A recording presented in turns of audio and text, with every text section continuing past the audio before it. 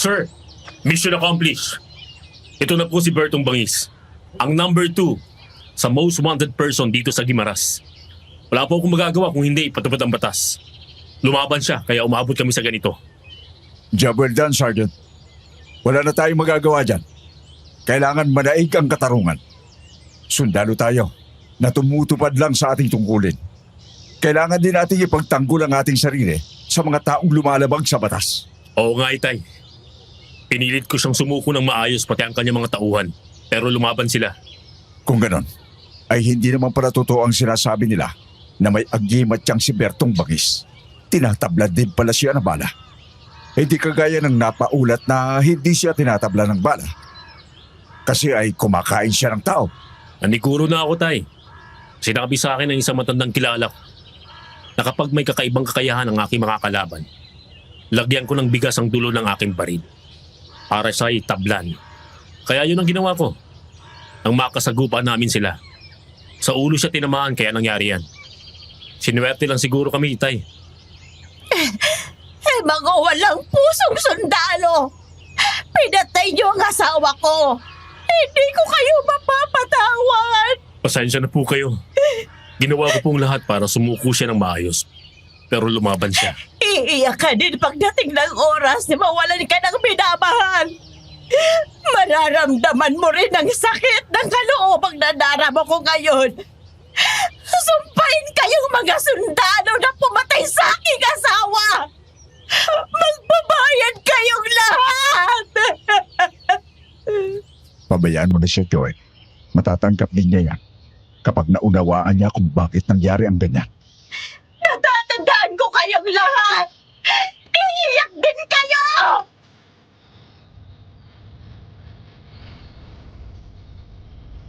Isang mapagpalang araw, Sir Jupiter.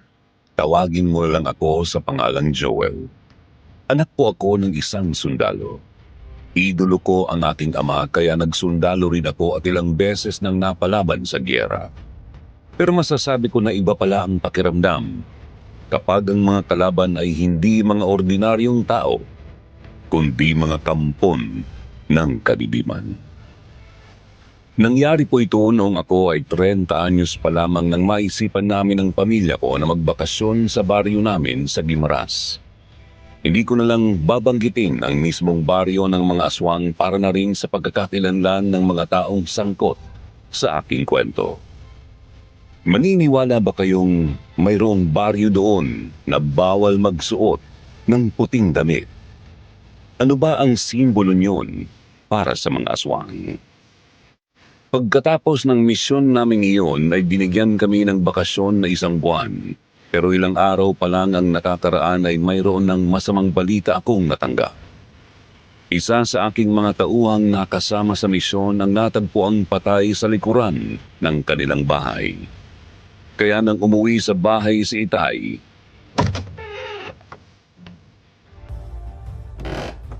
Tay, totoo bang balitang patay na si Corporal Suarez? Oo. Kumpirmado na patay na siya. Ayon sa report, kinakataw ng aso. Ang kamandag niyon ang naging sanhi ng kamatayan niya. Pambihira naman.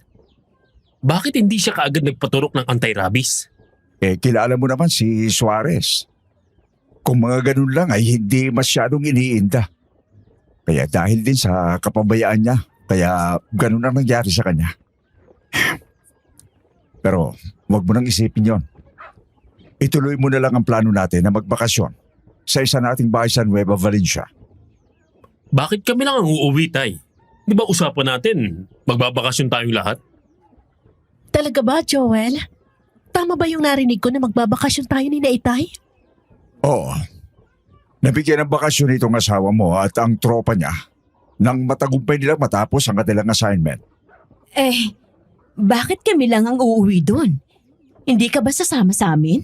Ay, pareho kayo ng tanong ni Joel.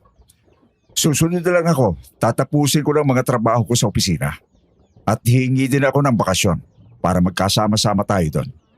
Sige nga, Itay. Mas mabuti nga siguro na magbakasyon na lamang muna ako doon. Kayo na lang bahalang magsabi sa tropa sakaling magkita kayo sa burol ni Suarez. Sige. Kailan nyo ba balak na umuwi doon? Kahit bukas din itay. Sige na, Elisa. Ihanda mo na mga dadalhin nating damit. Pati ang damit ng anak mo, ha? Sige, tiyak na matutuwa si Netnet kapag nalaman niya magbabakasyon tayo. Gustong-gusto pa naman niya maligo sa dagat. Nang sumunod na araw nga ay maaga kaming nagpunta sa terminal ng bus. Kasama kami sa unang biyahe patungong Valencia. Nakita ko ang kasiyahan sa aking magina lalo na nang magsimula na ang aming biyahe. Nasa 2 oras pa lang ang biyahe namin nang masiraan ang bus na natapat sa liblib na lugar. Nang bumaba ang driver ay bumaba din ako. Mabuti na lang at mekaniko din pala ang driver kaya siya na rin ang nag-ayos sa problema ng bus. Habang ginagawa nila ang bus ay iginala ko naman sa paligid ng aking paningin. Natigilan ako nang makita kong may 2 lalaking nasa di kalayuan nakatingin sa amin. Sino tinitingnan mo dyan? Yung lalaki na nasa likuran ng malaking puno. Nakatingin siya dito. Parang nagbabantay sa atin. Pinabantayan ko lang baka kasi may binabalak na masama. Ikaw naman eh. Umiral na naman yung pagiging sundalo mo. Nakatingin lang yung tao kung ano-ano nang iniisip mo. Baka naman taga rito lang yan at mayroong ginagawa dyan. Tingnan mo nga itsura mo. Parang magsasaka lang. Hindi naman siya nag-iisa, Elisa eh. Meron pang isang lalaki. Naroon sa sagingan. Huwag kang magpahalata na silang pinag-uusapan natin. Tingnan mo lang ng simple. Oo nga ah. Para naman ako biglang ginabahan. May mga hawak silang itak. Parang tayo nga binabantayan ng mga yan. Umakyat ka na sa bus. Ako na lang magbabantay dito sa drive.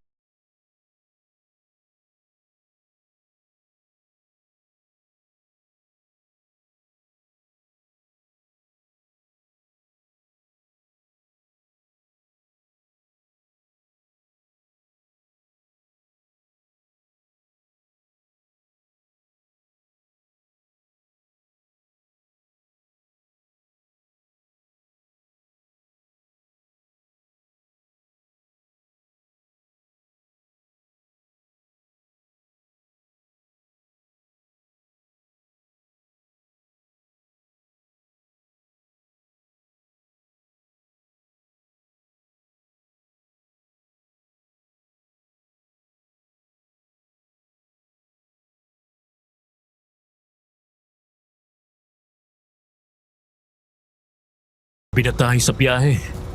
Kung hindi nasiraan tong bus, sana doon na tayo ngayon at napapahinga na. Malayo pa bang baryo nyo? Nako, malayo pa, Elisa. Pero kapag nakarating ka naman doon, matutuwa ka kasi malapit kami sa dagat. Mabuti naman kung ganun, inay. Nababanggit nga po yan ni Joel sa akin pero ngayon lang nagkaroon ng pagkakataon para makauwi doon at magbakasyon. Talaga po, Lola? Maganda po talaga doon.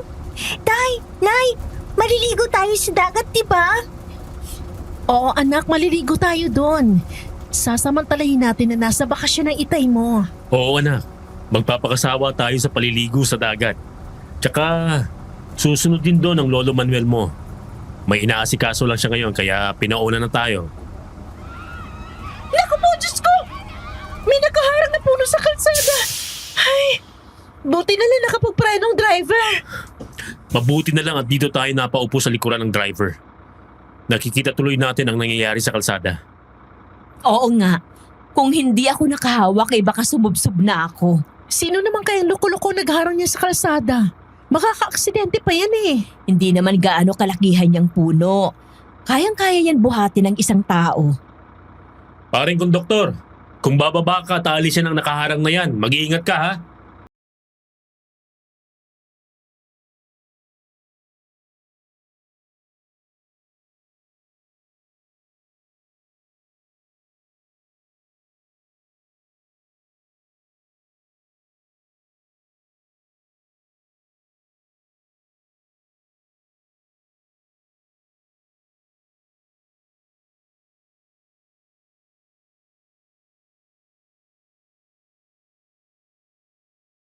Ang konduktor ay nataga na siya. Nang humarap sa ilaw ang lalaking may hawak na itak na nilisik ang mga mata, mayroong pangil. Nang sugulin kami ay binaril ko na siya. Bilisan mo pare! Iatras mo ang bus! Meron pa pala siyang kasama! Hayan na sila, Manong. Dalian mo na. May mga pangil sila. Mga aswang yata ang mga yan eh. Joel, sila yung mga lalaking tinitingnan tayo kanina. Ang bilis naman nila makarating dito. Naunahan pa tayo. Elisa, hawakan mo mabuti si Netnet. Banggain mo na lang ang mga yan pare! Mga aswang ang mga yan! Sumunod naman sa akin ang driver ng bus nang mahirapan na siyang iatras ang bus. Binangga niyang 3 pang lalaki na sumusugod palapit sa bus na mayroong dalang mga itak. Tinaga nila ng sunod-sunod ang unahan ng bus. Nang tamaan ang salamin ng bus ay nabasag yun. Kaya nang makita kong sumampa na roon ang isang lalaking mahaba ang pangil at may hawak na itak ay pinaputokan ko na yun. Kaya nakaramdam ng panganib ang iba. Di nagtagal ay nawala ang mga iyon sa unahan ng bus. Dalian mo pa pare! Para maiwanan na natin sila! Diyos ko po, tulungan mo po kami matakasan ng mga halimaw na yun. Wala na ba sila? Nakalayo na ba tayo sa kanila? Nasa likuran pa sila, inay. Humahabol sa atin. Kaya kumapit lang kayo mabuti. Bilisan mo pa pare! Ang bilis nilang tumakbo! Hinahabol pa rin nila tayo! Joel, may kumalabog sa bubungan. Sinisira niya na bubungan ng bus. Oo, pero matibay ang bubungan ng bus. Hindi niya basta-basta masisira yan. Nay, natatakot po ako. Anak, huwag kang matakot. Nandito naman ang itay mo. Hindi niya tayo papabayaan. Oo, Netnet. Kumapit ka lang sa inay mo.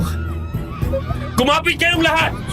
Malapit na tayong makarating sa kurba ng kalsada! Ay, naku po! Mabaging Diyos, tulungan mo kami. Iligtas mo kami sa mga humahabol sa amin. Nang malapit na kami sa kurbadang kalsada ay gumapang sa gawin ng driver ang isa sa mga aswang at hinatak ang driver palabas ng bus, kaya gumiwang ang takbo ng bus. Mabilis kong hinawakan ang manibela ng bus. Nagpilit akong makaupo sa upan ng driver para ako na ang magmaneho. Pero dahil pakurbada na ang kalsada ay hindi ko na iyon nabawi. Ganun man ay pinilit kong mapihit ang manibela ng bus kaya muling naayos ang takbo nito. Pero isang lalaki ang sumabit sa bintana sa gawi ko. Nang tatagain ako ay nahawakan ko ng isa kong kamay ang kamay niya na may hawak na itak. Naku po! Joel, mag-iigat ko sa kanya! Baka mataga ka ng itak! Manong, tulungan yung anak ko para maagaw ang itak na to! Dalian nyo! Kailangan nating magtulungan sa ganitong pagkakataon! Kahit natatakot tayo, kailangan nating magtulungan! Pare, tulungan mo ako! Hawakan mo ang kamay niya, dali! Sumunod naman ang isang lalaking pasahero na malapit sa aking likuran. Tinulungan niya akong makipag-agawan sa itak. Naagaw namin ang itak nang mabaril ko ang aswang. Nahulog yun sa kalsada kaya itinuloy ko na ang pagmamaneho. Pero isa pang aswang ang sumalakay mula sa bubungan ng bus. Gumapang siya sa harapan ng bus at tinaga ako. Nakailag naman ako kaya nabigla ko ring mapihit ang manibela. Gumewang ang bus. Nahulog ang aswang pero tuluyang nawala sa kalsada ang bus. Dire-diretsong pumasok sa kakahuyan kaya naman sinagasa ko na ang mga maliliit na puno hanggang sa bumangga kami sa malaking puno. May mga bubog ng salamin ang tumama sa aking mukha. Mabuti at hindi ako napuruhan. Hilong-hilo ako pero pinilit kong tumayo. Nay! Elisa! Netnet! Ayos lang ba kayo? Ang tuhod ko, tumama sa bakal ng upuan! Aray, ang sakit! Hindi ako makatayo. Ayos lang kami ng anak mo, Joel. Dalan nyo, bumaba na tayo ng bus. Kailangan natin makalis dito bago pa dumating ang mga aswang. Tayo na po, inay. Pilitin niyo makatayo. Mamamatay tayong lahat dito kapag inabutan tayo ng mga aswang. Oo nga, inay. Halika na. Makipagsiksikan na tayo para makababa ng bus. Nakita ko na nagtatakbuhan ng ibang mga pasahero ng makababa na ng bus kaya mayroon akong naisip. Dinampot ko ang bakal na pangbukas ng compartment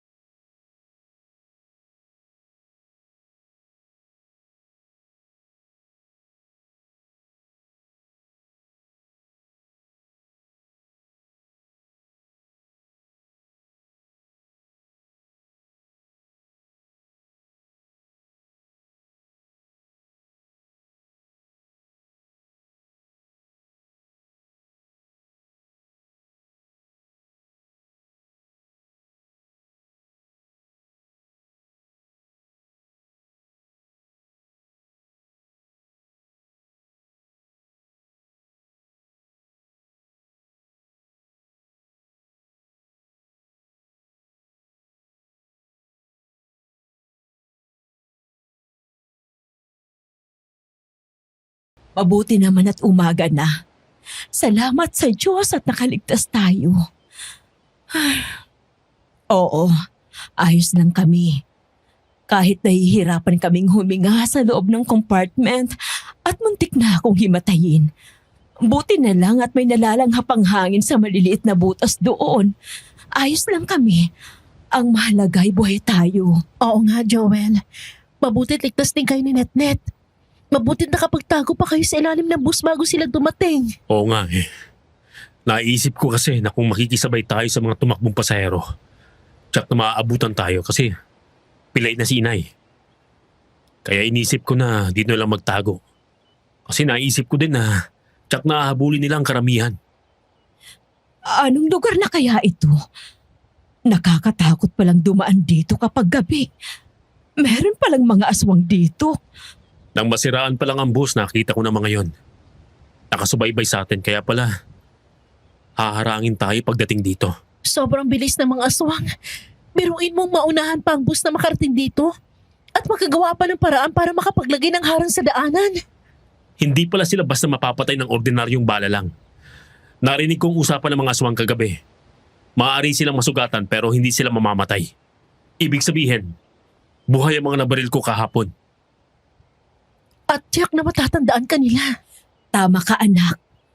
Pero narinig din namin na sinabi nung isa, napatay ka na. Kaya nga hindi na ako mapakali nang marinig ko yun eh. Hindi po ako yun. Kundi yung isang kasama nating pasahero na tumulong sa akin na agawin ng itak ng aswang. Hindi siya nakaligtas nang bumangga na ang bus na ito sa puno. Siguro, hindi siya nakakapit kaya tumama sa mga upuan. Joel, may paparating. Nakita na nila tayo. Hindi pa pala sila tuluyang umalis. Elisa, hawakan mo si Netnet. Inay, dito kayo sa likuran ko. Huwag kayong matakot. Hindi kami mga kaaway. Ako si Lagring at ito naman ang aking anak na si Arman. Nandito kami para tumulong sa inyo. Huwag mo na kaming linlangin. Alam namin na kayo ang mga aswang na sumalakay sa amin kagabi. Kaya nangyari ang aksidenteng to sa bus. Pinatay niyo ang lahat ng mga kasama namin. Huwag kayong lalapit. May natitira pang balang baril ko. Maniwala ka pare. Hindi kami kaaway. Hindi kami mga aswang. Mga ordinaryong tao din kami na natatakot sa kanila. Napadaan lang kami dito at nakita nga namin itong bus na bumangga sa puno. Kaya pumunta kami para alamin kung may natitira pang buhay dito. Totoo bang sinasabi mo? Hindi kayo mga aswang? Hindi yung kasama ng mga sumalakay sa amin kagabi? Oo. Totoong sinasabi ko. Dahil ang baryo man namin ay sinasalakay din nila kapag wala silang nabibiktima sa daan na kagaya nito. Kaya kung marami kayong sakay ng bus, ibig sabihin ay marami silang nabihag. Marami din silang napatay. Kahit dyan sa loob ng bus. Alam kong may mga kasamaan kaming namatay. Wala ka nang makikita mga bangkay pare. Lahat sila ay tinangay na nila. Sila ang mga aswang na kumakain ng sariwang karne ng tao. Kaya kapag nabiktima ka nila, ay dadalhin ka nila sa kanilang kampo. Kaya kapag nagkaganon, tiyak na ilang araw at ilang gabi rin silang mananahimik. Kung magtitiwala kayo sa amin ay sumama kayo sa amin para magamot ang mga sugat nyo. Hindi ligtas ang lugar na ito. Gusto kong mapatunayan sa aking sarili ang sinasabi ng aming mga kaharap kaya umakyat ako sa loob ng bus para tingnan ng mga kasamahan namin na namatay doon kagabi. Nalaman ko na wala nang natira doon kahit isang bangkay kaya nang bumaba ako ng bus at muling lumapit kina Inay. Totoo nga ang sinabi nila, Inay. Wala na ang mga bangkay sa bus. At di ako, kinuha na rin nila ang mga yon at isinama sa kanilang kuta. Kung ganun, meron palang baryo dito ng mga aswang. Maraming baryong nakapaligid dito. Pero walang nakakatya kung alin ang baryo ng mga aswang. Wala pa kasing nakakatakas sa mga taong nabiktima nila. Kaya walang makakapagsabi kung aling baryo sa lugar na ito ang pinamumugaran nila. Wala ring nababalita kasi wala ngang nagre-report. Walang nakakatakas eh. Kaya nananatiling misteryo ang lahat. Kung ganun, ako ang gagawa ng paraan. Ako ang magre-report sa aksidenteng nangyari dito. Nasaan ang ebidensya mo? Sapat ba ang bus na ito na bumangga dito? Nasaan ang mga pasahero? Nasaan ang driver? Ang konduktor? Kayo lang ang nabuhay at natira rito. Sino ang ituturo mong responsable sa nangyaring ito? Aling baryo ang ituturo mong pinamumugaran nila? Wala, di ba? Kasi wala ka ring alam. Ang tanging masasabi mo lang ay sinalakay kayo ng aswang. Tama nga sila, Joel. Sundalo ka kaya alam mo yan. Kung walang matibay na ebidensya na maipapakita, ang lahat ay lalabas na haka-haka lang o bintang. Ang mahirap kasi, hindi mo alam kung nasaan ang mga aswang. Kung aling baryo sa lugar na ito ang pinamumugaran nila. Sumama na muna kayo sa amin para magamot ang mga sugat nyo. Itong inay mo'y mahihirapang makalakad. Oo nga naman, Joel. Sumama na tayo sa kanila. Tayo na. May dala akong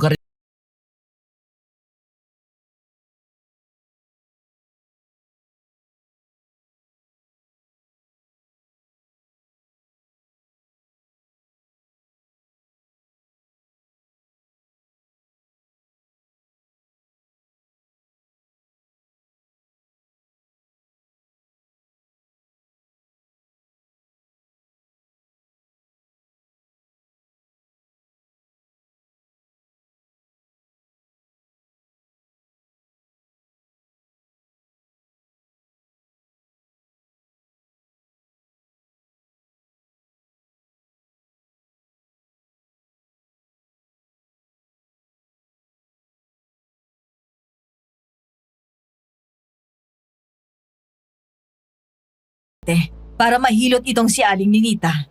Opo, inay. Sa tingin ko, mukhang tahimik naman dito sa lugar nyo, Aling Lagring. Parang normal lang na kumikilo sa mga tao. Sa araw, oo. Ganyan talaga dito. Naglalabasan ng mga tao para gawin ang mga dapat nilang gawin. Pero pagsapit ng alas 5 ng hapon, sobrang tahimik na ng lugar na ito. Bakit po ganon? Maaga bang natutulog ang mga taga rito? Walang nakakatulog sa gabi, Elisa. Kahit nasa loob na ng bahay, ang lahat ng tao ay nananatiling gising at nakikiramdam sa paligid. Wala nang lumalabas sa takot na mabiktima ng aswang. Sino po bang pinuno sa baryong ito? Ibig ko mong sabihin, ang kapitan del baryo nyo. Dati ay ang yumao kong asawa. Nang mamatay siya, dahil nabiktima ng aswang, ako nang pumalit sa kanya. Mahirap din palang lagay niyo sa lugar na ito. Joel, hindi tayo maaaring magtagal sa lugar na ito. Kailangan na nating makaalis kaagad. Kailangang makauwi na tayo sa Nueva Valencia. Naku, malayo pang pupuntahan nyo. Tsak na mahihirapan kayong makarating agad doon. Kasi sa totoo lang, matagal nang walang pampasaherong sasakyan ang dumadaan dito at sa mga katabing baryo. Umiikot na doon sa malayong lugar. Nagtsatsaga kahit mahabang biyahe basta't ligtas lang. Kung ganun po pala, bakit sa lugar na ito dumaan ang bus na sinasakyan namin? Dito kasi ang pinakamalapit na daan para makatawid sa Nueva Valencia. Siguro'y nagmamadali din ang driver, kaya nakipagsapalaran na dito dumaan kahit alam niyang delikado. Naputol ang aming pag-uusap nang dumating na ang matandang manggagamot na kasama ni Arman. Kaagad niyang hinilot ang namamagang paa ni Inay. Matapos na mahilot ay tinapalan ng dahon ng tuba-tuba sa katinalian ng damit. Ginamot naman ni Aling Lagring ang mga sugat namin ni na Eliza. Matapos nyo ay nagluto na sila ng pananghalian. Tinolang manok. Sabay-sabay na kaming kumain. Kailangan niyong manatili ng mga isang linggo para humupa ang pamamaga ng paa ng inay mo. Napilay siya pero naayos ko na. Sapat na pahinga lang ang kailangan niya at makakalakad din siya. Maraming salamat, Mang Clemente. Isa po kayong albularyo, tama po ba? Oo, tama ka dyan. Bakit mo naman naitanong? Kung ganon, tsak na may alam kayo kung paano lalabanan ng mga aswang. Alam niyo mga pangontra sa kanila. Bakit hindi niyo ituro sa mga taong nandito? Ginawa ko na yan noon. Merong mga malalakas ang loob na sumubok at lumaban. Pero lahat ay nauwi sa kapahamakan, kagaya ng dati naming kapitan. Itong asawa ni Lagring. Nagmamatay siya at ang iba pang kalalakihan ay nabalot na ng takot ang mga taong natitirang buhay. Wala nang gustong lumaban. Kung gano'n ang lahat pala dito ay parang naghihintay na lang ng kanilang kamatayan. Kung kailan sila sasalakayin ng mga aswang. Papayagan nyo na lang na gano'n ang mangyayari sa inyong lugar? Wala kaming magagawa, Joel. Wala ni isa sa mga kalalakihang nabubuhay ang gustong lumabas sa gabi at humarap sa mga aswang. Lahat ay takot na mamatay. Pero mamamatay din naman kayo kapag hindi kayo lumaban. Tama si Joel.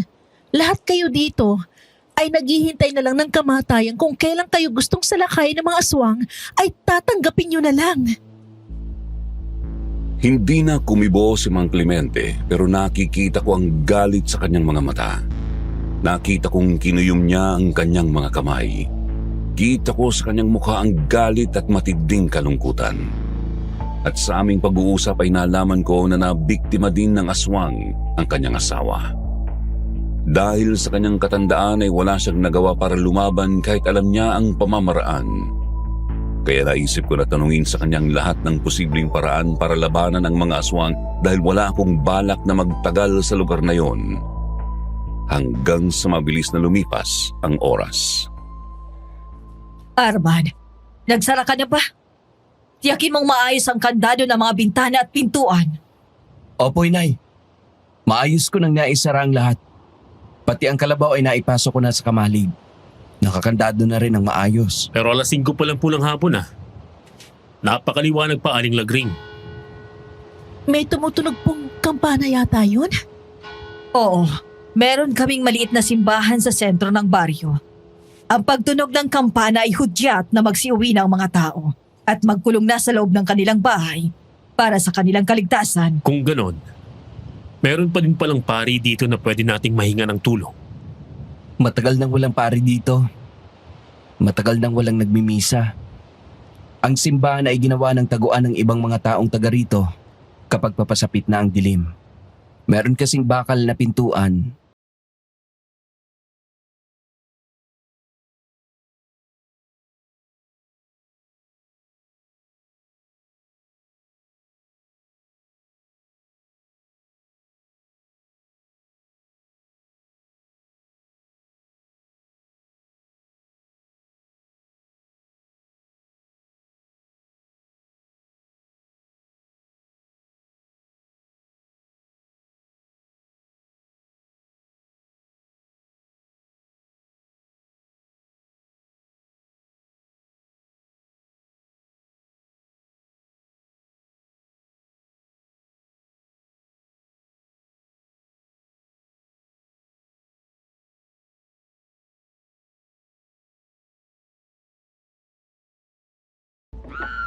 Narinig niyo ba yun? Parang sigaw ng babae. Oo nga po, Aling Lagring. Mula yun sa bahay ni Sylvia, kawawa naman silang mag-ina. Tsak na silang pinasok ng aswang. Ganito palang nangyayari dito gabi-gabi. Bakit walang naglalakas loob tumulong? Kawawa naman sila. Kagaya nga ng sinabi ni Mang Clemente, wala nang may lakas ng loob na lumaban mula nang mamatay si Itay. Arman, lumabas tayo. Tulungan natin ang babaeng yun. May natitira pa akong bala sa aking baril. Hindi sapat yun, Joel. Kagaya ng alam mo na, ay hindi sila basta-basta mapapatay ng ordinaryong bala lang. Maaari silang masugatan pero gagaling din agad yon. Kaya kung ano man ang binabalak mo, huwag mo nang ituloy. Mapapahamak ka lang. Tama si Arman, anak. Huwag ka nang lumabas. Ayaw ko magkaroon ng anak na isang bayani pero patay naman. Magtiis na lang muna tayo dito. Kapag magaling ng pa ako at kaya ko nang maglakad, aalis tayo dito. Isa akong sundalo, inay. Kabilang sa sinumpang kong tungkulin, ang protekta ng taong bayan sa kamay ng kaaway. Kaya kahit alam kong delikado, gagawin ko ang tungkulin ko. Pwede ba, Joel, makinig ka sa inay mo? Tandaan mo, hindi ordinaryong tao makakalaban mo sakaling lumabas ka dito ngayon at harapin sila. Makakampun sila ng kadiliman. Muli kong narinig ang malakas na pagsigaw ng babae na alam kong malapit lang sa aming kinaroroonan. Humakbang ako palabas ng pintuan, pero yumakap sa aking hita si Netnet.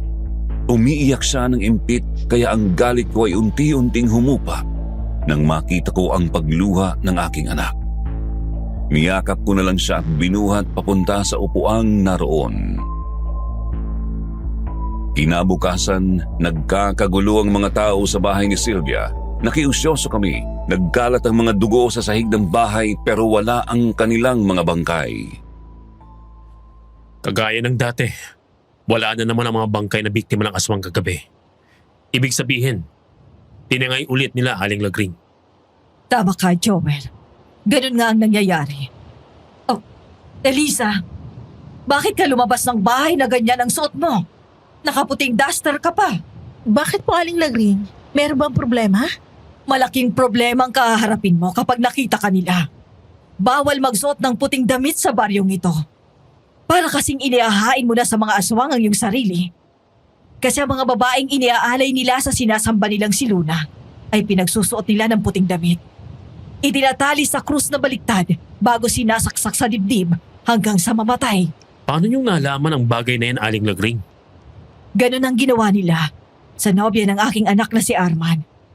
Isang gabi na wala siya dahil dinukot ng aswang. Nagsumikat ang araw ay natagpuan namin siya sa gitna ng bukid kung saan isinagawa ang ritual na nasa ganong kalagayan. Hindi po nila kinuha ang bangkay niya. Bakit ganon? Hindi ba dapat kinuha nilang katawan niya? Ang mga iniaalay lang nila sa sinasamba nilang si Luna ang hindi nila kinakain. Matapos na patayin at maialay, dahil naniniwala silang sagrado ang pag-aalay na yon. Sino po si Luna? Isa rin ba siyang aswang? Siya bang pinuno nila? Si Luna ay ang bilog na buwan na sinasamba ng mga aswang. Dahil sa liwanag niyon, lalo silang nagiging malakas at mabangis. Kaya kung ako sa iyo, bumalik ka na sa bahay at magbalik ka ng damit. Tingnan mo ang paligid mo. May nakita ka bang tao dito na nakasuot ng puting damit? Wala, hindi ba? Lahat merong kulay ang damit at ang mga babae may bandana para hindi sila magustuhan ng mga aswang. Nang igala nga namin ni Eliza ang aming paningin ay nakita namin na totoo ang mga sinabi ni Aling Lagring, kaya naman nagmamadaling bumalik sa loob ng bahay si Eliza. Pero ang kasunod nyon, ang paglipad ng malaking ibon na kulay itim na kanina pa pala nakadapo sa dahon ng niyog. Kaagad iyong napansin ni Aling Lagring. Ay naku po, nalinti ka na, Joel. Ito na nga bang sinasabi ko. Bakit naman kasi nagsuot pa ng puting duster ang asawa mo? Bakit, Aling Lagring? Parang sobra naman yata ang pag-aalala niyo kay Eliza. Ang malaking ibong itim na yon ay alaga ng mga aswang. Yun ang espiya nila. Ang nakikita ng ibon na yon ay nakikita nila.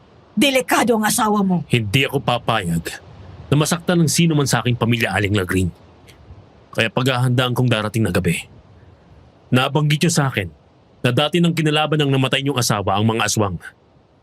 Nasaan ang mga ginamit niyang panglaban? Nasa kwarto ko, inilagay ko sa aparador. Hindi naman kasi alam gamitin ni Arman kaya nandun lang. Halika't ipapakita ko sa iyo. Kaagad nga kaming bumalik ni Aling Lagring sa kanyang bahay. Nang makarating doon ay pumasok siya sa kanyang kwarto at nang lumabas ay may dala na siyang sako kung saan nakalagay doon ang isang shotgun.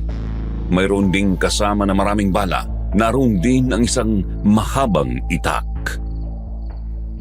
Kagaya mo ay sundalo rin ang aking asawa kaya matapang din siya.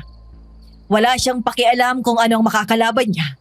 Basta't ang mahalaga, matupad niya ang kanyang tungkulin. Yan ang mga gamit na naiwanan niya. Kung ang mga ito ang ginamit niya laban sa mga aswang, talagang matatalo siya. Kasi ordinaryong bala lang ang mga ito. Nagkakamali ka, Joel. Ang lahat ng yan ay nabindisyon na ng dating pare sa simbahan bago siya namatay.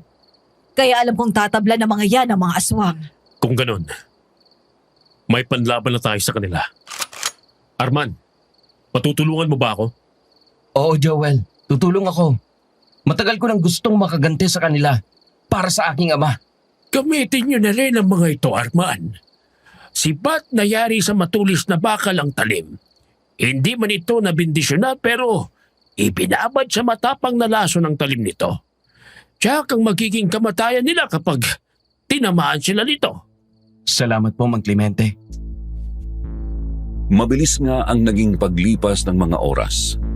Nang kumagat na ang dilim ay naghanda na kami ni Arman.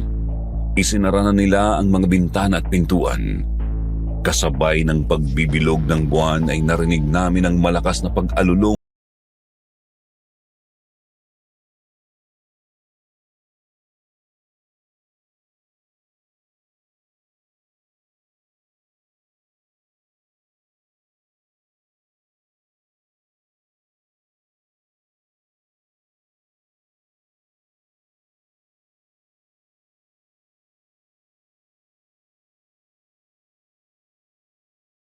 Joel, tama si Inay.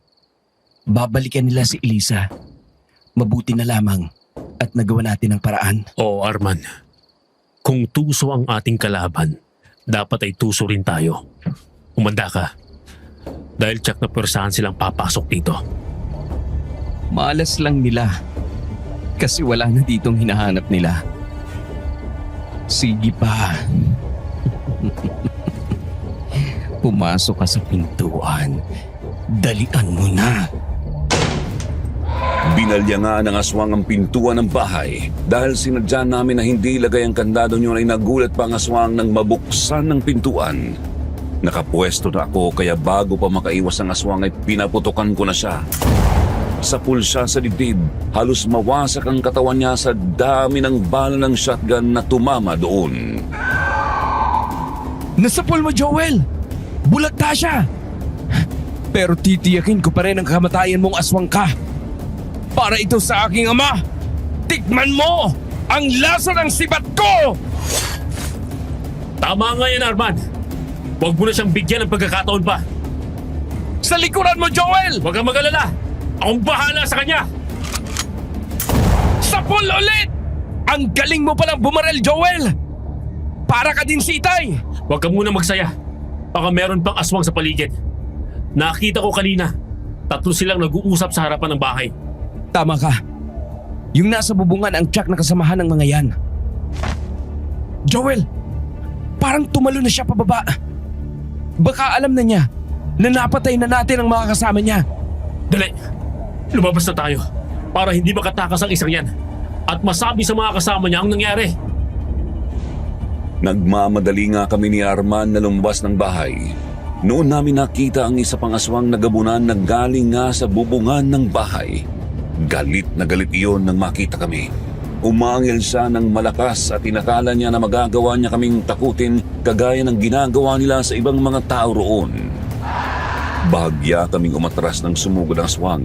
Kasabay niyo ay pinaputokan ko siya. Sapul sa mukha kaya walang buhay na bumagsak. Huwag niyo akong ipari sa kanila! Handa ako magbuhis ng buhay para sa mga taong mahal ko! Mukhang wala ng aswang, Joel. Puntahan na natin sa simbahan sila, Inay. Sige, tayo na. Totoo nga palang binditado ang baril na to. Pati ang mga bala. Bawat aswang na tamaan ay namamatay talaga. Joel, salamat ha. Dahil sa ginawa mong ito, kahit paano, ay lumuwag ang kalooban ko. Nakaganti na rin ako sa mga aswang na pumatay kay Itay. Ano bang dahilan at natalo ng aswang ang Itay mo? Ang lakas ng armas na to. Dahil sa akin, iniligtas niya ako.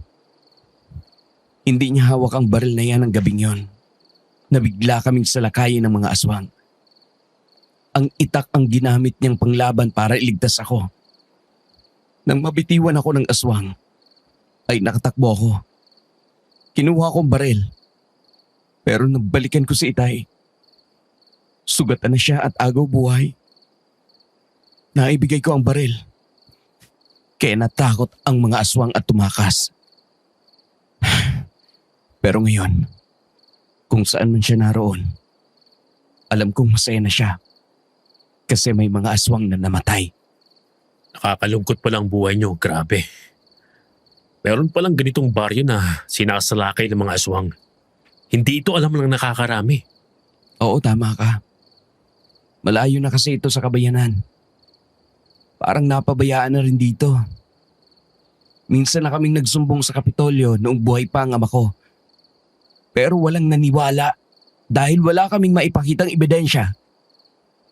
Kaya nang mamatay si Itay, ay lalong nawalan ng pag-asa ang mga tao rito. Ngayong nandito na ako, gawin natin ang lahat na makakaya natin para mailantad ang mga aswang na yan. Ang mga bangkay nila, isa ng matibay na ebidensya. Nang mapansin namin ang patay na aswang ay nakita naming unti-unting natunaw ang katawan yon hanggang maging abo. Kasunod nyon ang malakas na hangin na tumangay sa mga abo. Kaya hindi nagtagal ay tuluyan na iyong naglaho. Wala nga sa ating maniniwala kung palaging ganito ang mangyayari. Dahil sa panahon ngayon, ang mga tao, naniniwala lang kapag nakita nila. Pero, ikikwento mo lang, tiyak nababaliwalain ka lang. O kaya naman, pagtatawanan. Ganun nga ang nangyari nung nagsumbong kami. Walang naniwala na mayroong aswang. Tayo na sa simbahan. Puntahan na natin sila. Saka na natin isipin ang mga susunod nating gagawin. Oo, tayo na. Baka nag-aalala na sina inay kung ano nang nangyari sa atin. Nagmamadali kami ni Arman na nagpunta ng simbahan kung saan doon namin pinagtago sina Inay, Eliza, Netnet, Aling Lagring at iba pa. Natuwa ang lahat nang malaman ang nangyari. Pero ang kasiyahang yun ay may kahalong pag-aalala. Sa nangyaring ito, parang sinimulan mo ang giyera laban sa mga aswang, Joel. Tiyak na magagalit sila kapag nalaman nilang nangyari sa kanilang mga kasama. Tamang yung inay. Simula na ito ng magulong sitwasyon. Hindi sila titigil hanggat hindi sila nakakaganti sa inyo. Joel, Arman, Nakahanda naman po ako, Aling Lagring. Haharapin ko sila. Kahit anong oras na sumalakay sila. ang ikinatatakot ko ay ang dumating ang araw na aalis ka na dito, Joel. Paano na kami kung wala na magtatanggol sa amin? Sa palagay ko naman po, ngayong alam na ng lahat na may kamatayan din ang mga aswang. Magkakaroon na kayo ng lakas ng loob na lumaban. Nakahanda na ba kayo ngayong lumaban? At tumulong sa amin ni Arman? Kayo mga kalalakihan, kaya niyo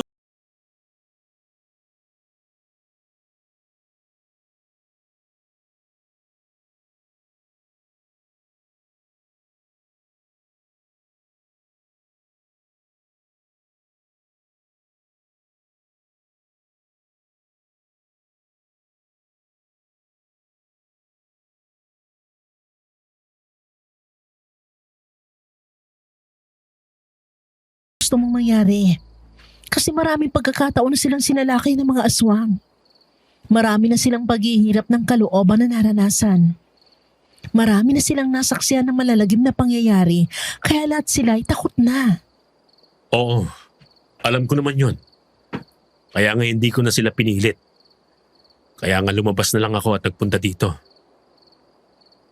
Ang iniisip ko ay ang sinabi ni na Inay at Aling Lagring.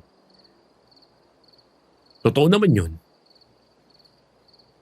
Ano na sila kung aalis na tayo?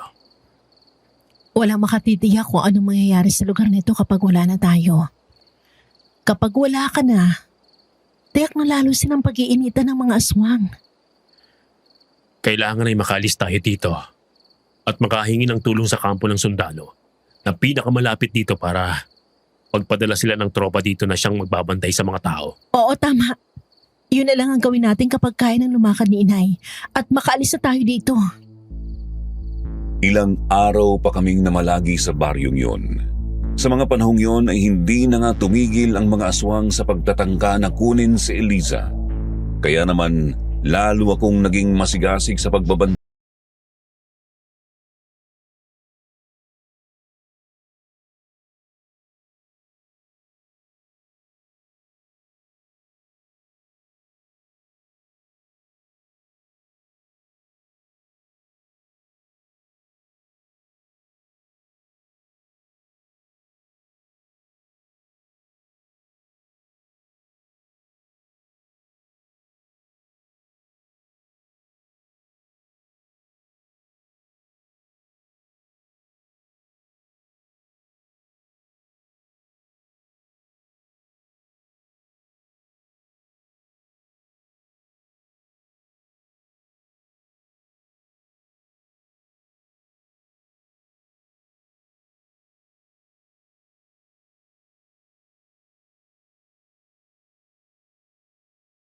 kami. Kaya nang tumingala ako ay bigla akong dinamba.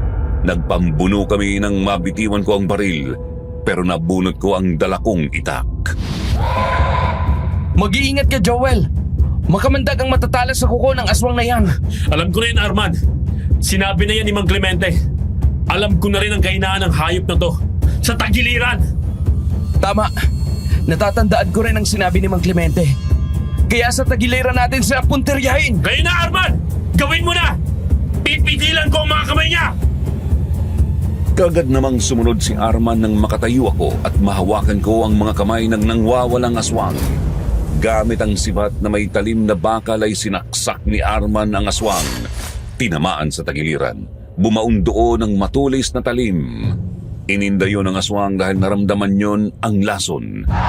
Napaatras ang aswang kaya nagkaroon ako ng pagkakataon na tagain siya ng ilang ulit. Napatay namin ang aswang.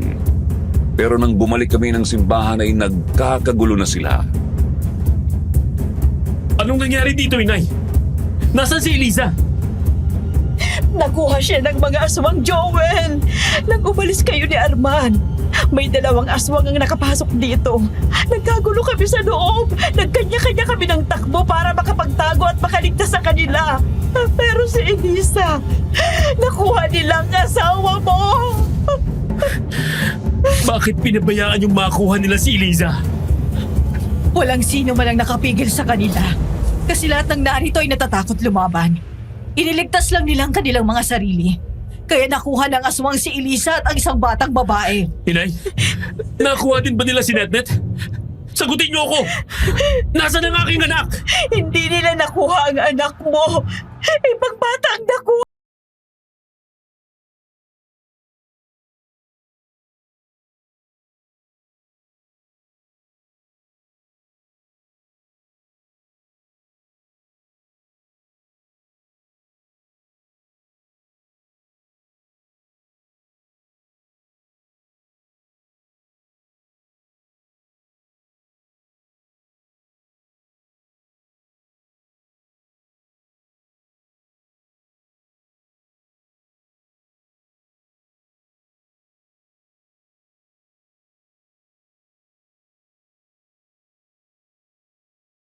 Kailan pa kayo magkakaroon ng lakas ng loob na ipagtanggol ang inyong mga sarili?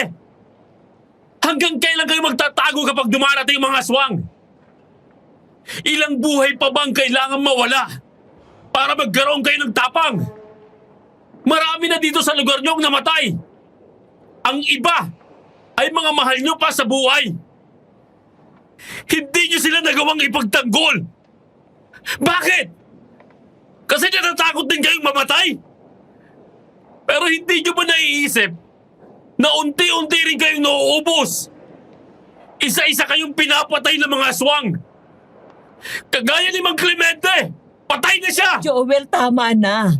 Ang asawa mo na lang ang isipin mo. Alam kong hindi pa nakakalayo ang mga yon. Hindi ako taga rito pero gusto kong ipaglaban kayo. Gusto ko kayong mabuhay ng payapa. Gusto kong makalaya kayo sa kaguluhang matagal nang nangyayari sa lugar na to. Pero sana tulungan nyo rin ang mga sarili nyo. Huwag nyo nang hintayin na dumating ang oras na kayo naman ang mabibiktima ng mga aswang. Huwag nyo nang hintayin na isa na namang mahal nyo sa buhay ang mamamatay sa kanilang mga kamay. Tayo na, Joel. Kapos na tayo sa oras. Kailangan nating mahabol ang mga aswang na dumukot sa asawa mo. Bilog na bilog ang buwan. Sigurado kung kaya nila pinilit na makuha si Elisa ay para iaalay. At kadalasan ng mga aswang ay nagsasagawa ng ritual sa malawak na lugar, kung saan lahat sila ay luluhod at sasamba sa buwan. Kung ganoon, tiyak na nasa gitnang bukid sila. Kagaya ng sinabi niyo, Aling Lagring. Hindi na sila umuulit magsagawa ng ritual sa isang lugar. Sa palagay ko ay sa burol sila nag-aalay. Kalbo na mga puno ron. Meron ding kubo na tiyak na doon sila pupunta. Walang mawawala kung susubukan nyo. Nagmamadali nga kami ni Arman na umalis. Una naming pinuntahan ang malawak na kabukiran na taniman ng mga palay. Wala kaming nakitang aswang doon. Kaya ipinasya namin na puntahan ang lugar na sinabi ni Aling Lagring. Ang burol. Kaagad naming inakyat yon ni Arman. Dinaanan namin ang mga kakahuyan. Nang makalampas kami ng kakahuyan at marating namin ang burol ay nakita nga namin na nagsisimula na ang ritual. Nakasuot na ng puting damit si Elisa. Nakatali ang mga kamay at paa sa magkakrus na kawayan. Kaya pala wala na tayong nakasalubong na aswang. Nandito na silang lahat at nakaluhod habang nakapaikot sa krus na kinalalagyan ng asawa mo. Kung ganon, kakaunti na lang din pala sila. Sa bilang ko ay 6 na lang sila, diba? Tingnan mo. Kampante na silang nakaupo habang nagsasagawa ng ritual. Masyado silang tiwala sa paligid. Yun ang pinakamalaki nilang pagkakamali. Sa mga nandito na nagsasagawa ng ritual, konti lang sila. Hindi lang natin tiyak kung sa baryo nila ay marami pa silang naiwan. Halika na. Wala na tayong dapat na aksaying oras. Iligtas na natin si Elisa at ang batang babae. 6 sila. 2 lang tayo. Parang alanganin na. Makakaya ba natin sila? Bahala na. Kung ayaw mong sumama, maiwan ka na lang dito. Habang palapit ako ay naririnig ko na kung ano ang pinag-uusapan ni na Elisa at ng mga aswang. Umiiyak na sa takot ang aking asawa. Mga walang hiya kayo! Pakawalan niyo ako dito! Huwag ka nang magwala pa. Wala ka rin namang magagawa. Napakaswerte mo dahil isa ka sa napili naming ialay sa dakilang Luna. Hindi ako tatanggapin ng Diyos yung si Luna dahil hindi na ako birhen. Meron na akong anak. Alam naman namin yan. Wala naman yung problema sa amin. Ang mahalaga ay makapag-alay kami ng buhay sa kanya sa mga ganitong panahon. Simulan na ang ritual ng pag-aalay! Mahal na Luna, kataas-taas ang Panginoon namin. Narito kami ngayon sa iyong harapan upang mag-alay ng buhay. Kagaya ng kagustuhan mo, pinili namin ang babaeng ito dahil malaki rin ang atraso sa amin ng kanyang asawa. Marami sa aming mga kalahi ang pinatay niya. Kaya bilang kapalit, ay iniaalay namin sa iyo ang babaeng ito. Mga kampong kayo ng kadiliman! Mga walang hiya kayo! Kapag dumating si Joel, humanda kayong lahat! Pagdating niya, isa ka ng malamig na bangkay. Pasalamat ka nga. At ikaw ang magiging alay namin. Hindi ka namin kakainin dahil para ka sa aming Panginoon. Kaya makukuha pa ng asawa mo ang bangkay mo. Parang awa niyo na! Huwag niyo ako patayin! Kailangan pa ako ng aking anak! Napakabata niya pa para mawala ng ina! Tanggapin mo ang iyong kapalaran. Ang puso mo ay iaalay namin kay Panginoong Luna. Gawin mo na ngayon, Claudio! Itinaas ni Mang Claudio ang kanyang kamay. Humabang mga kakunyon, lalo pang pinatulis. Pero nang dudukutin na niya ang puso ni Elisa ay ginamit ko ang aking baril. Pinaputukan ko si Mang Claudio. Nasa pool ng kamay niya, naputol iyon at bumagsak sa lupa. Nagulat ang lahat ng mga aswang na naroon. Kaagad na nagtayuan ang mga iyon at lumapit kay Elisa. Wag na wag mong sasaktan ang asawa ko! Aray ko! Walang hiya ka! Pinutol mo ang kamay ko! Puro kayo mga inutil! Hindi ninyo naramdaman na may kalabang papalapit! Lahat kayo ay nakatunganga sa ritual! Joel, mabuti naman dumating ka na. Akala ko hindi mo na ako makikita. Mabuti na lang nasundan mo ako dito. Ubusin mo silang lahat. Oo, Elisa. Ililigtas kita. Sinabi ko naman, di ba?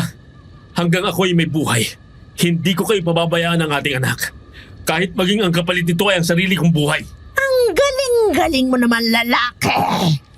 Ang sarap pakinggan ng mga binitiwan mong salita. Nakakadurog galang ng puso kung hindi naman mangyayari ang iniisip mo. Mag-isa ka lang na sumukod dito, tapos pakiramdam mo makakaya mo kami. Nagpapatawa ka ba? Hindi siya nag-iisa. Dahil nandito pa ako. Handa rin akong lumaban sa inyo para ipaghiganti ko ang aking ama. Isa ka pang hangal. Parang minamaliit mo kami. Lalo mo lang akong ginagalit. Ikaw ang una kong papatayin, bubuwit ka! Bago mo patayin ang bubuit, ay patayin mo muna ang inahin. Ako ang kapitan del barrio sa lugar na ito. Kaya katungkulan kong pangunahan ang aking mga nasasakupan sa mga kagaya ninyo. Nagulat ako nang biglang dumating si Aling Lagring kasama ang mga taong baryo, lalaki at babae na may mga dalang sulo at itak at sibat. Lahat sila ay malakas na ang loob at handa nang lumaban. Aling Lagring! Dumating kayong lahat dito para tumulong! Maraming salamat sa ipinakita mong tapang, Joel. Sa wakas, muli na namang nabuhay ang diwa ng pagkakaisa sa aking mga kababaryo. Ngayon ay handa na naming harapin ang mga masasamang nilalang na kagaya ng mga ito. Kung ganun po, tapusin na natin ang mga kampo ng kadiliman na to! Mga kasama! Patayin ang mga aswang! Ipaghiganti natin ang ating mga mahal sa buhay na pinatay nila! Mga kasama! Patayin ang mga pangahas na yan! Salubungin ninyo sila! Higit tayong malakas kesa sa kanila! Ang bala ko! Ang salubungin niyo mga impacto kayo! Dalawa sa mga aswang ang kaagad na bumulagta ng tamaan ng bala ng shotgun ko. Bawat aswang na bumabagsak ay pinagtutulungan naman ng mga tao na sibatin at tagain para matiyak ang kamatayan ng mga yun. Ang dalawang aswang na malapit kay Eliza ay kaagad ko ring pinaputukan. Dahil benditado nga ang bala ng baril ko ay kaagad silang nanghina ng tamaan. Kaya ang mga taong baryo ay patuloy silang dinumog, kaya ang natitirang dalawang pinuno ay nakaramdam na ng panganib. Aling Lolita, umalis na tayo rito! Tagilid tayo! Marami sila! Hindi pa tayo tapos, lalaki. Magkikita tayo muli. At sa pagkakataong yon, titiyakin kong kamatayan mo! Joel! Tumata ka sa mga halimaw! Arman! Sundan niyo sila! Sige! Kami na bahala sa kanila! Mga kasama! Habulin natin ang mga aswang! Hinabol nga ng mga galit na taong baryo si Mang Claudio at Aling Lolita nang tumakbo ang mga iyon at magsuot sa malawak na kakahuyan. Natakasan ng mga iyon ang mga taong baryo. Kaya naman nagkaroon ako ng pagkakataong lapitan si Eliza at ang batang babae na naroon din. Kinalag ko ang mga tali sa kanyang mga kamay at paa. Nang makawala na siya ay umiiyak sa tuwa na yumakap siya sa akin. Salamat at dumating ka, Joel. Akala ko talaga katapusan ko na. Alam mo bang halos mabaliw ako sa takot habang nagsasagawa ng ritual ang mga aswang na yon. Mahal pa din tayo ng Diyos, Eliza. Hindi niya hinayaang may mangyaring masama sa atin. Siya pa rin ang tumulong sa atin para makaligtas ka. Kasi ginabayan niya sina Aling Lagring para makarating dito at matulungan tayo laban sa mga aswang na yon. Nasaan ang ating anak? Nandun sa simbahan, kasama ni Inay. Nakatakas ang dalawang aswang, Joel. Hindi na namin sila inabutan sa kakahuyan. Ang bilis nilang mawala. Sa palagay ko naman, hindi na sila maglalakas loob na bumalik dito sa inyong baryo. Lalo na at nakita nila na nagkakaisa na kayong muli para labanan ang mga kagaya nila. Sana nga'y hindi na sila bumalik para tuluyan ng matahimik ang aming lugar. O siya, tayo na. At nang makapagpahinga ng lahat, Magkakasama na kaming bumaba ng burol. Nang makarating na kami sa baryo ay una naming inayos ang labi ni Mang Clemente. Ibinalot namin sa kumot ang kanyang bangkay at dinala sa simbahan. Nang sumikat ang araw ay nagtulong-tulong ang mga kalalakihan na maghukay ng paglilibingan ni Mang Clemente sa isang bahagi ng lumang sementeryo sa dulong bahagi ng baryo. Matapos na mailibing si Mang Clemente ay nagbalik na kami sa bahay ni Aling Lagring. Noon naman dumating ang aking ama. Pambihira naman kayo. Akala ko ba ay sa bahay natin kayo tutuloy? Nung dumating ako ron ay wala akong nadatnan. Wala rin pala tandaan na pumunta kayo ron. Kaya kung saan-saan ako naghanap hanggang sa may nakapagsabi sa akin na mayroon daw bus na bumangga sa puno ilang araw na ang nakakaraan. Ano pang nangyari? Mahabang kwento, Itay. Sinalakay ng aswang ang bus na sinasakyan namin. Kaya bumangga kami sa puno. Tapos, dito kami nakituloy kina Aling Lagring. Habang nagpapagaling si Inay nang napilay niyang paa. Pero sa pananatili namin dito, naalaman namin na isa rin pala ang baryong ito sa sinasalakay ng mga aswang. Pero hindi nalalaman ng marami kasi walang nagre-report. Kung ganon, ay totoo pala ang nasagap kong balita na meron talagang mga aswang. Pero natukoy niyo ba kung nasaan ang baryo nila? Hindi nga, Itay eh. Kaya hanggang ngayon, palaisipan pa rin sa akin kung alin ang baryo ng mga aswang sa lugar na to. Kung ganon, ay wala tayong mailalagay sa report kung hindi ang mga nangyari lang sa inyo sa baryong ito. Pero ang mismong baryo ng mga aswang ay mananatiling lihim. Walang makapagtuturo kung nasaan talaga yon. Ganun na nga. Kasi nang mabihag nila si Elisa, ay sa buro lang din dinila at doon sana iaalay sa buwan. Pero nailigtas nila Joel. Kung ganon, ay muntik na palang mabiktima ng aswang si Elisa. Eh, mabuti naman at walang masamang nangyari sa iyo, anak. Oo nga po, Itay. Dumating kasi sina Joel at ang mga taong baryo. Nagkaisa sila para iligtas kami ng batang nabihag din. Sige. Sige na, magpaalam na kayo sa kanila at ang tayo ay makaalis na. Baka gabihin na naman tayo sa biyahe. Kanino bang jeep na yan na dala mo? Aba, kay Romy. Nakapit bahay natin sa Nueva Valencia. Hiniram ko muna para magamit ko sa paghahanap ko sa inyo. Kaya magpaalam na kayo sa kanila. Arman, Aling Lagring, maraming salamat sa lahat ng mga tulong niyo sa amin. Lalo na sa ginawa niyong pagpapatuloy dito sa amin. Maraming salamat din, Joel. Dahil sa ipinakita mong tapang at tibay ng paninindigan, ay nagbalik na ang tiwala ng mga taong baryo sa kanilang mga sarili. Nagkaisa na ulit ang lahat para harapin ang anumang problema na darating pa. Oo nga, Joel. Salamat. Dahil sa iyo ay naipagiginti ko na ang aking itay. Tiyak akong napatay na natin ang mga aswang na pumatay sa kanya. Pero mukhang meron pa tayong problema, Arman. Tingnan mo sa ibabaw ng palapa ng niyog. Naroon naman ang malaking ibon na itim. Hindi ba't yan ang alaga ng mga aswang? Yan ang espiya nila. Ang nakikita ng ibon na yan ay nakikita din ng mga aswang. Oo nga, Joel. Nakikita ng ibon na paalis na kayo.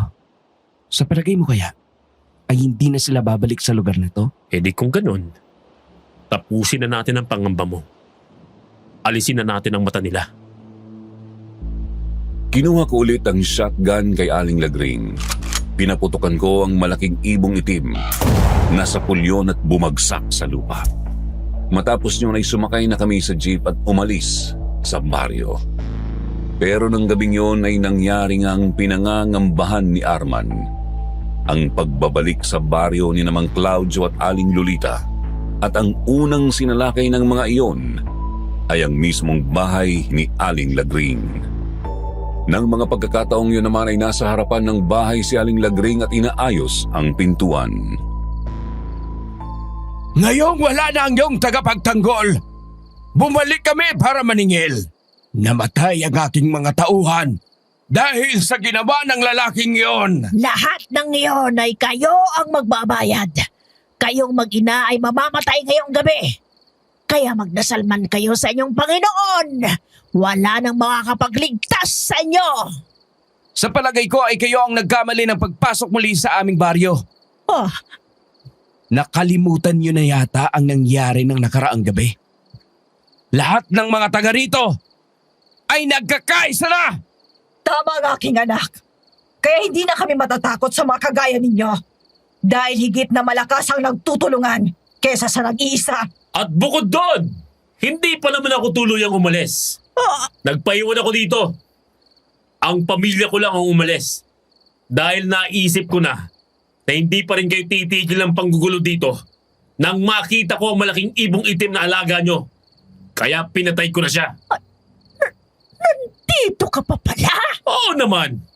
Nakalimutan ko palang sabihin sa inyo na isa akong sundalo. At bilang sundalo, hindi ako titigil hanggat hindi natatapos ang aking misyon. Mga kasama! Ngayon na! Lumabas na ang mga taong baryo sa kanilang mga pinagtataguan. Kagaya ng dati ay armado ng mga itak at sibat ang lahat. Kung kaya bago pa makakilos si Mang Claudio at Aling Lolita ay nahuli na sila ng mga taong baryo. Dinala sila sa pinakaplaza ng baryo, itinali sa mga posteng nakatayo roon at nilagyan ng maraming kahoy sa paligid at binuhusan ng gasolina. Pakawalan ninyo kami! Huwag ninyo kaming patayin! Joel, tulungan mo kami. Pigilan mo ang mga tao. Huwag kaming sunugin! Patawarin niyo kami sa lahat ng aming ginawa! Maawa kayo sa amin! Magbabagong buhay na kami! Ngayon baligtad na ang sitwasyon. Kayo naman ang sumisigaw. Nagmamakaawa para sa inyong buhay. Sa mga taong baryo, doon kayo magmakaawa. Sa kanila kayo humingi ng tawad. Kung patatawarin nila kayo sa dami namang naging kasalanan nyo. Sinindihan ni Arman ang mga kahoy na naroon na nakapaligid kina Mang Claudio at Aling Lolita. Kaagad nagliyab yun ng malakas dahil na rin sa maraming gasolina na nabuhos